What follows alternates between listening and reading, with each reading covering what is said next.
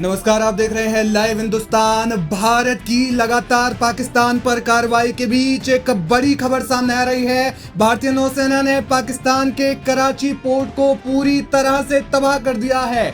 जी हाँ, इस वक्त की बड़ी खबर, और ये बड़ी खबर इसलिए भी है क्योंकि 1971 की जंग के बाद पहली बार पाकिस्तान पर समुद्री सेना ने यानी कि भारतीय जल सेना ने अटैक किया है और इस तरीके से कराची के पोर्ट को पूरी तरीके से ध्वस्त कर दिया है, तबाह कर दिया है। और इन हमलों में बताया जा रहा है कि कराची पोर्ट जो है वो ध्वस्त हो गया है। पहलगाम आतंकी हमले के बाद जिस तरीके से ये तनाव बढ़ा हुआ था, भारत की जवाबी कार्रवाई की गई थी। उसके बाद भारत ने मिसाइल हमला जो है वो पीओके में किया था और जैश ए मोहम्मद के साथ लश्कर ए तैयबा के जो आतंकी ठिकाने थे, जहां पर दहशतगर्द पलते थे, बड़े होते थे और भारत के खिलाफ आतंकी साजिश को अंजाम देने की कोशिश करते थे, उन्हें भारत ने निशाना बनाया। और उसके बाद जवाबी कार्रवाई में लगातार जो है वो एक के बाद एक हमले हो रहे हैं। और इस वक्त की जो बड़ी खबर इस बीच में सामने आ रही है वो ये है कि पाकिस्तान में कराची के पोर्ट को पूरी तरह से नेस्तनाबूद कर दिया गया है।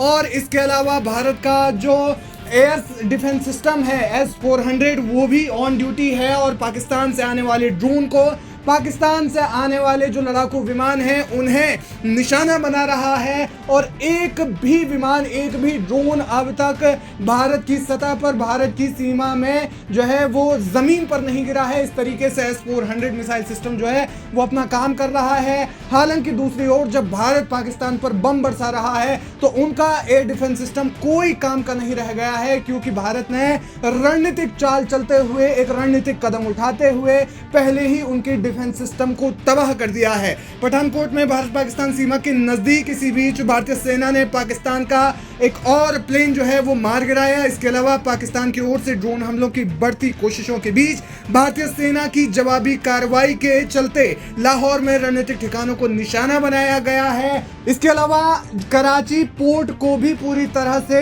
तबाह कर दिया गया है, यानी कि भारत की एयरफोर्स और भारत की जो है नेवी वो अपने काम पर तेजी से लग गई है। और इसके अलावा इंडियन मिलिट्री यानी कि थल सेना अपने काम पर पूरी तरह से लगी हुई है। भारत की तीनों सेनाएं पाकिस्तान के खिलाफ इस वक्त लामबंद हैं।